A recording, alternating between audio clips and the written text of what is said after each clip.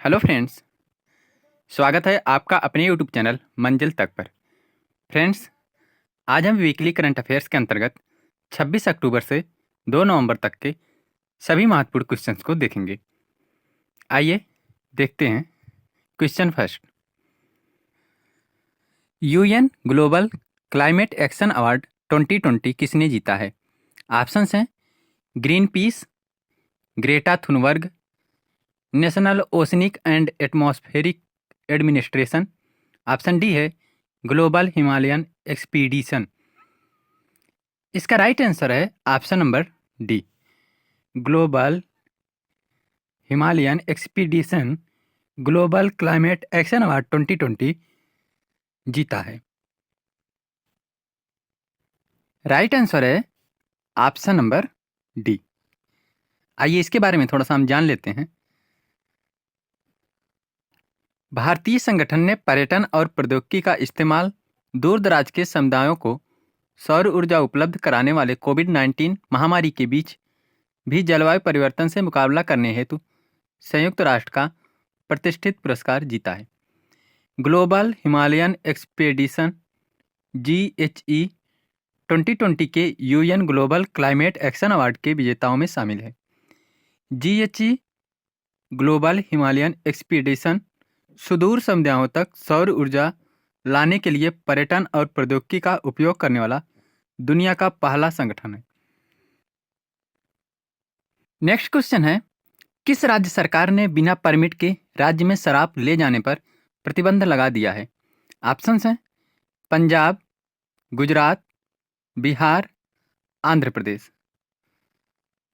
इस क्वेश्चन का right answer है option number D, Andhra Pradesh.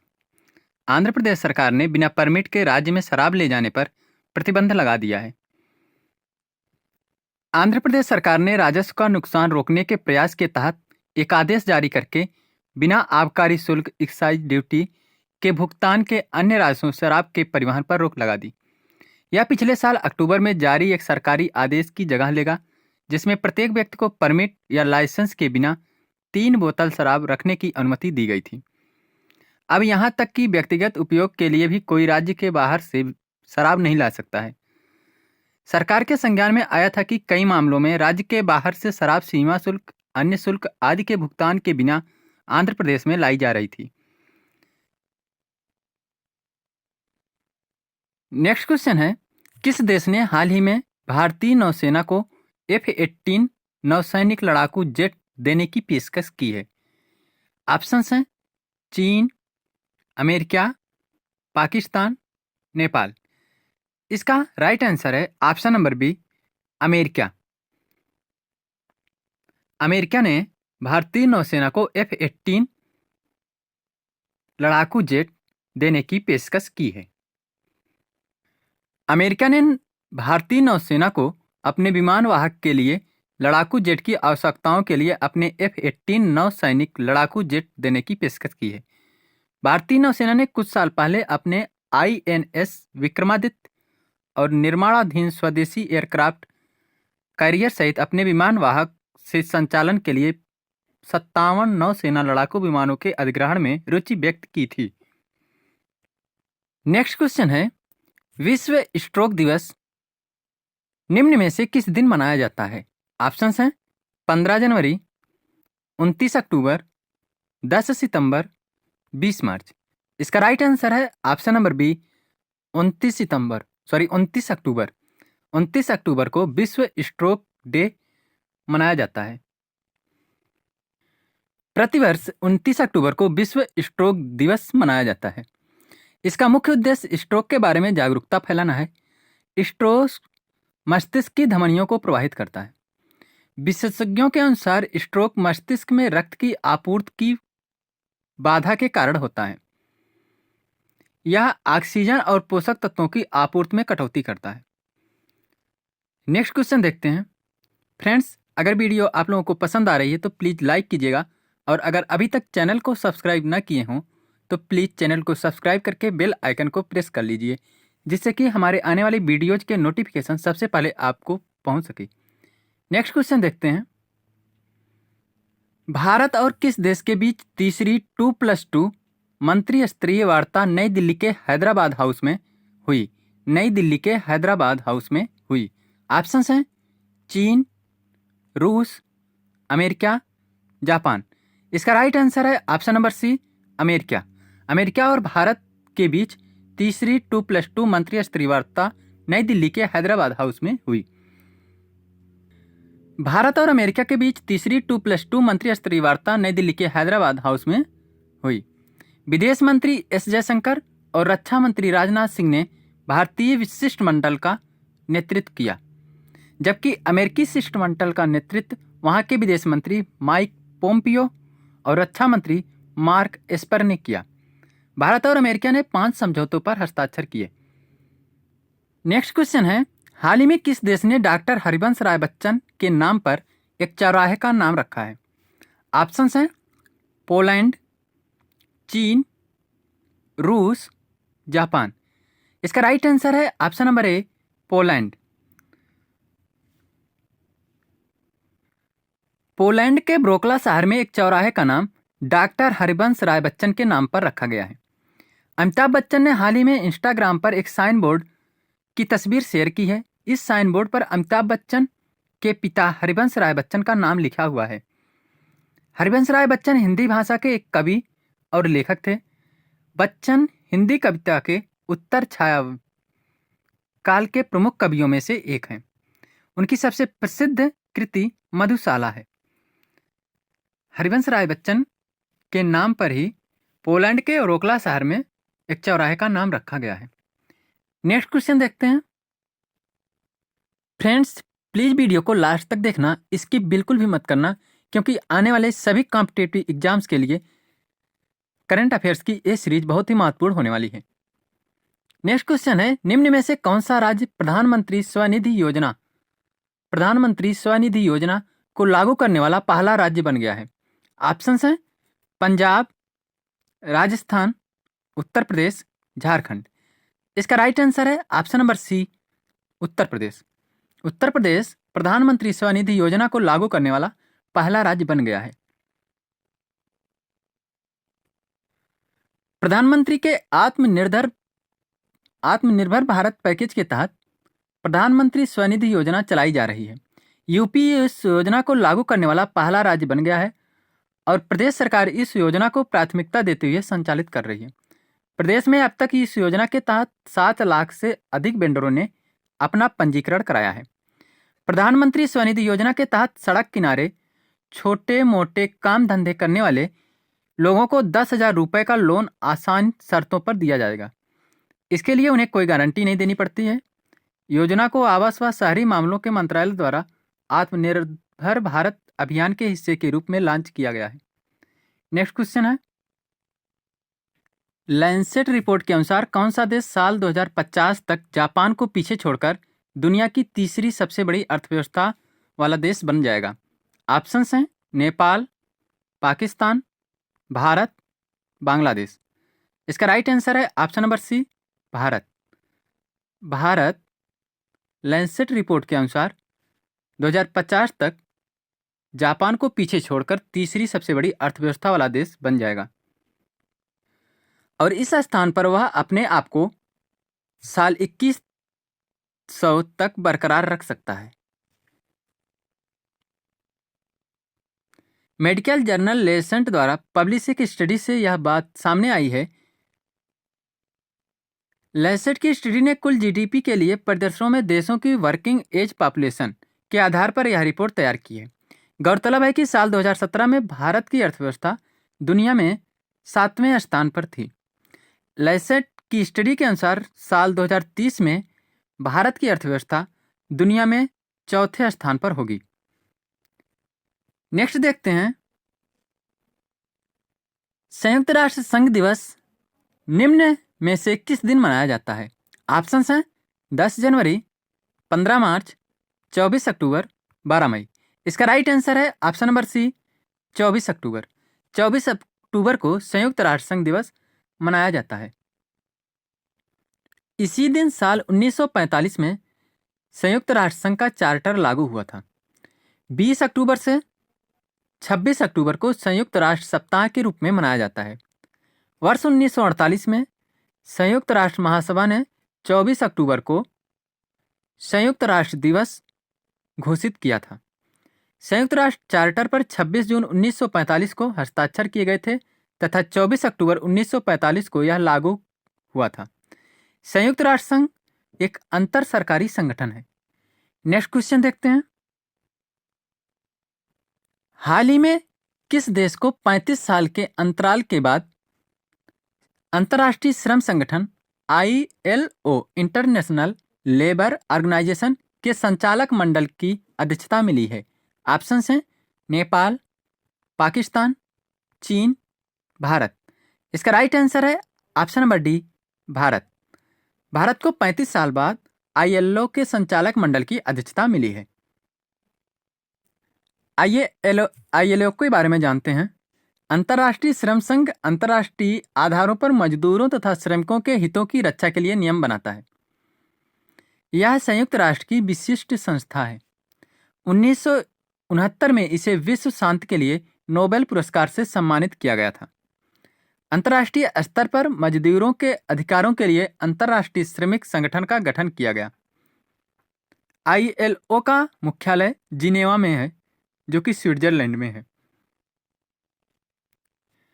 Bharat को 35 साल के अंतराल के बाद अंतर्राष्ट्रीय श्रम संगठन के संचालक मंडल की अध्यक्षता मिली है।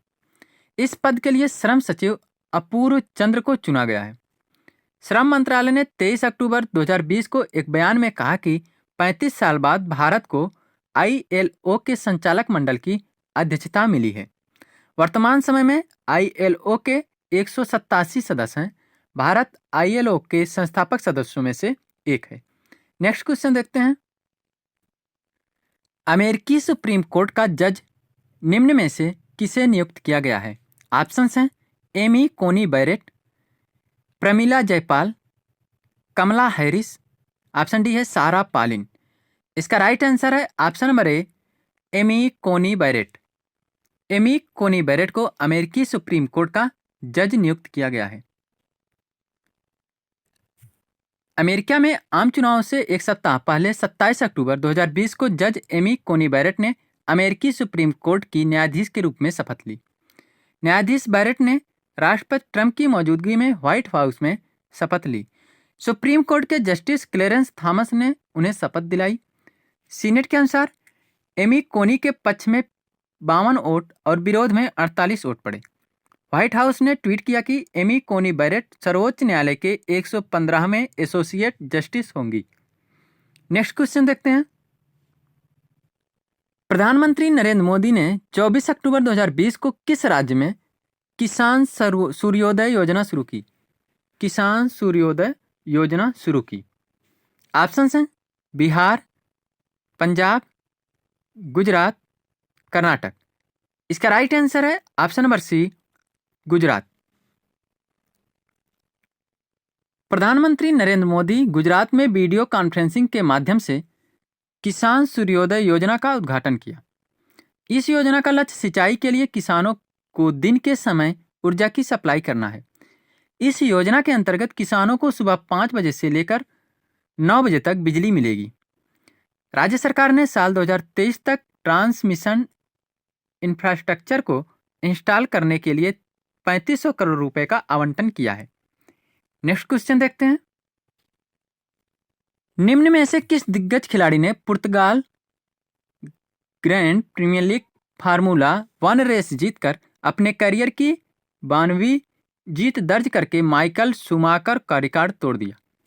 ऑप्शंस हैं Lewis Hamilton, Max Verstappen, Valtteri Bottas, Daniel Ricciardo. इस क्वेश्चन का राइट आंसर है option number A, Lewis Hamilton. यहाँ पे आपको लुइस हैमिल्टन दिख रहे हैं।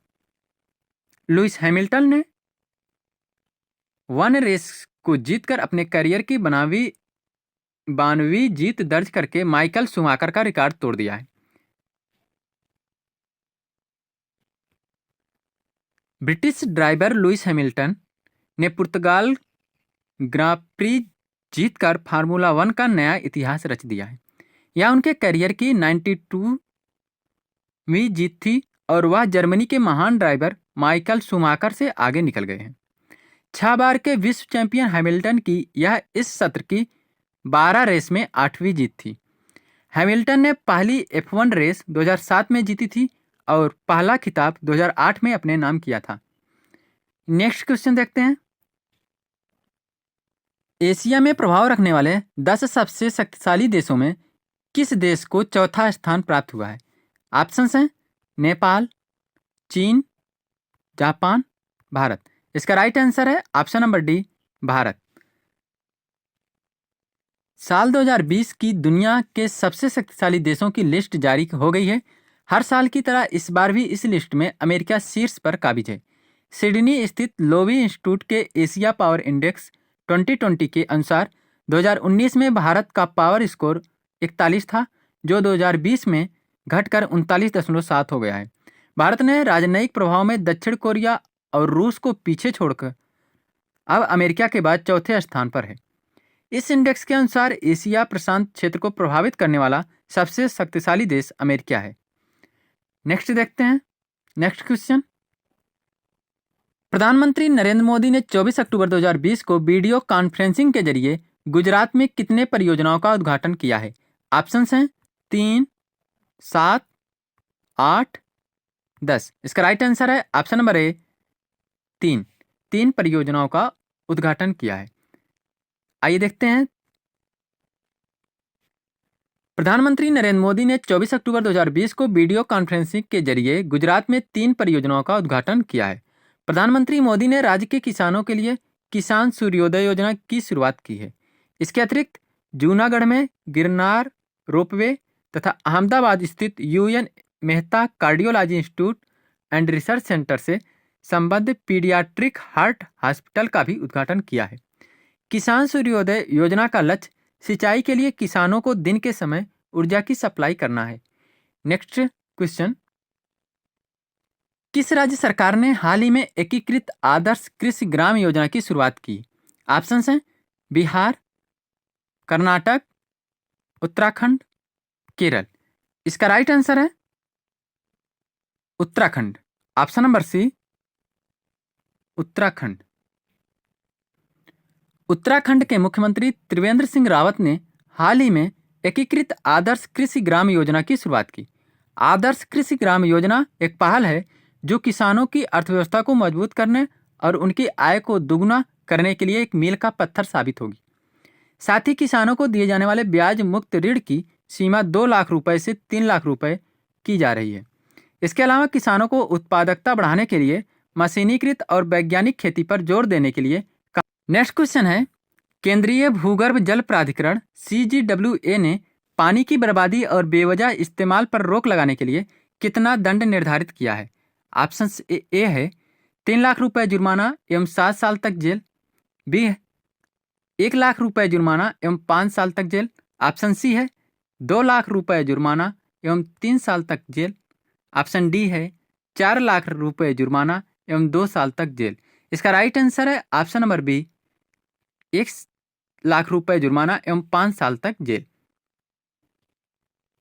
केंद्रीय भूगर्भ जल प्राधिकरण CGWA के नए निर्देश के अनुसार पीने योग्य पानी का दुरुपयोग भारत में 1 लाख रुपए तक के जुर्माना और 5 साल तक की जेल की सजा के साथ दंडनीय अपराध होगा।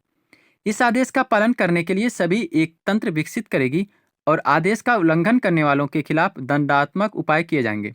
देश में कोई भी व्यक्ति भूजल स्रोत से हासिल पीने योग्य पानी का बेवजह इस्तेमाल या बर्बादी नहीं कर सकता है। नेक्स्ट क्वेश्चन है। हाल ही में किस देश ने नो मास्क नो सर्विस नीति को लागू कर दिया है? ऑप्शंस हैं भारत, बांग्लादेश, चीन, रूस। इसका राइट आंसर है option number B, Bangladesh. Bangladesh सरकार ने नो मास्क नो सर्विस नीति को लागू कर दिया है। प्रधानमंत्री शेख हसीना की अध्यक्षता में कैबिनेट की बैठक ने फैसला किया कि किसी को भी मास्क के बिना कार्यालयों में प्रवेश करने की अनुमति नहीं दी जाएगी। यह निर्णय लिया गया कि सभी कार्यालयों को देश में कोरोना वायरस के प्रसार को नियंत्रित करने के लिए नो मास्क नो सर्विस कहते हुए नोटिस बोर्ड लगाने होंगे। इसके तहत सरकार ने फैसला किया है कि मास्क नहीं पहनने वाले लोगों को सरकार की तरफ से कोई सेवा नहीं दी जाएगी और न ही बिना मास्क के कार्यालयों में प्रवेश करने की अनुमति दी जाएगी। नेक्स्ट क्वेश्चन है, किसने इंटरनेट के लिए सिक्योर एप्लीकेशन नामक एक संदेश अनुप्रयोग विकसित किया है? ऑप्शन हैं DRDO, ऑप्शन बी है इसरो, ऑप्शन सी है भारतीय सेना, ऑप्शन डी है प्रादेशिक सेना। इसका राइट आंसर है ऑप्शन नंबर सी, भारतीय सेना। भारतीय सेना ने secure application for internet SAI नाम से एक साधारण मैसेजिंग एप्लीकेशन विकसित की है। यह एप्लीकेशन इंटरनेट पर एंड्रॉयड प्लेटफॉर्म के लिए एंड टू एंड सुरक्षित वॉयस, टेक्स्ट और वीडियो कॉलिंग सेवाओं को समर्थन करेगी। नेक्स्ट क्वेश्चन है, हाल ही में किस राज्य सरकार ने 600 रुपये में कोरोना टेस्ट करने का फैसला किया है? ऑप्शंस हैं उत्तर प्रदेश, बिहार, पंजाब, झारखंड। इसका राइट आंसर है ऑप्शन नंबर ए, उत्तर प्रदेश। उत्तर प्रदेश सरकार ने 600 रुपये में कोरोना टेस्ट करने का फैसला किया है। यूपी में चिकित्सा शिक्षा विभाग के अंतर्गत आने वाले सभी मेडिकल कॉलेजों और चिकित्सा संस्थानों में आने वाले ऐसे मरीज जो कोरोना पीड़ित न होकर किसी दूसरे बीमारी के इलाज के लिए आए हैं, उनकी इलाज से पूर्व की जाने वाली कोरोना जांच में सख्ती कर दी गई है। इसके तहत जहां नॉन कोविड केयर के मरीजों की कोरोना वायरस की RT-PCR जांच में 60% की कमी करते हुए 600 रुपये निर्धारित कर दी है। अभी तक ऐसे मरीजों को कोरोना टेस्ट के लिए 1500 रुपये देने पड़ते थे, जिसे घटाकर अब 600 रुपये कर दिया गया है। नेक्स्ट क्वेश्चन है, किस राज्य के मुख्यमंत्री ने धरनी पोर्टल लॉन्च किया है? ऑप्शंस हैं तमिलनाडु, कर्नाटक, आंध्र प्रदेश, तेलंगाना। इसका राइट आंसर है option number D, Telangana. Telangana के मुख्यमंत्री के चंद्रशेखर राव ने 29 अक्टूबर 2020 को भूमि और संपत्ति पंजीकरण के लिए धरनी पोर्टल लॉन्च किया है। इस पोर्टल का उद्देश्य पंजीकरण प्रक्रिया में खामियों को कम करना है। नेक्स्ट क्वेश्चन है, चीन किस क्षेत्र में दुनिया का सबसे अधिक ऊंचाई वाला क्लाउड कंप्यूटिंग डाटा सेंटर बना रहा है? ऑप्शंस हैं ताइवान, हांगकांग, बीजिंग, तिब्बत। इसका राइट आंसर है ऑप्शन नंबर डी, तिब्बत। चीन तिब्बत में दुनिया का सबसे ज़्यादा ऊंचाई वाला क्लाउड कंप्यूटिंग डाटा सेंटर बना रहा है। यह डाटा केंद्र चीन और कुछ अन्य दक्षिण एशियाई देशों जैसे नेपाल, बांग्लादेश और पाकिस्तान की डाटा भंडारण जरूरतों को पूरा करेगा। नेक्स्ट क्वेश्चन, भारत ने किस राष्ट्र की सशस्त्र सेना से 11,000 कोल्ड वेदर क्लोथिंग सिस्टम खरीदे हैं? ऑप्शंस हैं फ्रांस, रूस, संयुक्त राज्य, जापान। इसका राइट आंसर है ऑप्शन नंबर सी, संयुक्त राज्य। संयुक्त राज्य अमेरिका से भारत ने सशस्त्र सेना से 11,000 कोल्ड वेदर क्लोथिंग सिस्टम खरीदे हैं। नेक्स्ट क्वेश्चन है, नवंबर को इसरो द्वारा किस उपग्रह का प्रक्षेपण किया जाएगा? ऑप्शंस हैं ASOS-X, EOS-1, LVX-2, PBS-1। इसका राइट आंसर है ऑप्शन नंबर बी, EOS-1। भारतीय अंतरिक्ष अनुसंधान संगठन इसरो आने वाली 7 नवंबर 2020 को PSLV C-49 में प्राथमिक उपग्रह के रूप में earth observation satellite EOS, earth observation satellite EOS-01 और 9 कस्टमर सैटेलाइट का प्रक्षेपण करेगा। क्वेश्चन, किस राज्य ने देश में पहला हर घर जल राज्य बनने का अनूठा गौरव हासिल किया है? ऑप्शंस हैं पंजाब, दिल्ली, गोवा, बिहार। इसका राइट आंसर है option number C, Goa. Goa ने देश में पहला हर घर जल राज्य बनने का अनूठा गौरव हासिल किया है। गोवा ने सफलतापूर्वक 2.3 लाख ग्रामीण परिवारों को कवर करते हुए ग्रामीण क्षेत्रों में 100% चालू घरेलू नल कनेक्शन उपलब्ध कराया है। सरकार के जल जीवन मिशन का लक्ष्य साल 2024 तक सभी गांवों को पाइप से पानी मुहैया कराना है। गोवा ने ग्रामीण क्षेत्रों में सफलतापूर्वक 100% घरों को नल कनेक्शन मुहैया कराया है। जल जीवन मिशन मिशन का लक्ष्य ग्रामीण समुदायों के जीवन की गुणवत्ता में सुधार लाना और रहन सहन की कठिनाइयाँ दूर करना है। नेक्स्ट क्वेश्चन है, हाल ही में किस राज्य सरकार ने जगन्नाथ विद्या कानुका योजना लॉन्च किया है? ऑप्शंस हैं आंध्र प्रदेश, बिहार, झारखंड, पंजाब। इसका राइट आंसर है ऑप्शन नंबर ए, आंध्र प्रदेश। आंध्र प्रदेश के मुख्यमंत्री वाई.एस. जगनमोहन रेड्डी ने जगन्नाथ विद्या कानुका योजना लॉन्च की है। राज्य सरकार ने योजना के लिए 650 करोड़ रुपए आवंटित किए हैं। इस योजना के तहत राज्य सरकार ने 43.32 लाख सरकारी स्कूली छात्रों को स्कूली किट प्रदान करेगी। ये लास्ट क्वेश्चन था। Thanks for watching.